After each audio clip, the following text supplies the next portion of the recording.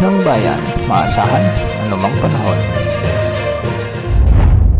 Magandang araw po sa ating lahat. Ngayon ay araw ng Martes, September 23, 2025 at narito na ang pinakahuling update sa Super Typhoon Nando, sa potensyal na bagyong Opong at sa magiging lagay ng ating panahon ngayong araw. Patuloy ang paghina ng Super Typhoon Nando at habang ito ay papalabas na sa ating area of responsibility. Huli itong namataan sa layong mahigit 200 kilometers kanluran ng Calayan sa may Cagayan at taglay pa rin ang lakas ng hangin na umaabot sa 185 kilometers per hour malapit sa gitna at pagbugsong umaabot sa 230 kilometers per hour. Sa pa rin itong Super Typhoon category at kumikilos ito ngayon ng pakanluran sa bilis na 20 kilometers per hour. Malawak pa rin ang kaulapang sakop ng Super Typhoon na ito at meron pa rin itong 650 kilometers na diametro mula sa gitna. Nakataas pa rin ang tropical cyclones sa iba't ibang bahagi ng ating bansa lalo na sa northern Luzon. Sa mga susunod na oras ay tuloy na itong makakalabas sa ating PAR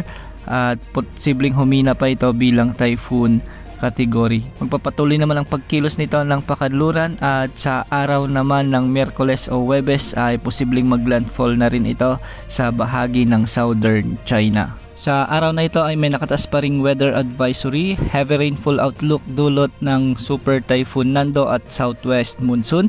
Nasa orange color ang Ilocos Norte, Abra, Ilocos Sur at La Union kasama na ang Benguet. Ibig sabihin nito, posibleng makaranas ang mga lalawigang ito ng mahigit 100 hanggang sa 200 millimeters na pag-ulan. Samantala, nasa color yellow naman ang mga lalawigan ng Batanes, Cagayan, Apayao, Kalinga Mountain Province, Ifugao, Nueva Vizcaya, Pangasinan, Zambales, Bataan at Batangas kasama na ang Occidental Mindoro. Dulot naman ito ng mga pag-ulang dulot ng southwest monsoon. Posible mga pag-ulan mula 50 hanggang 100 millimeters.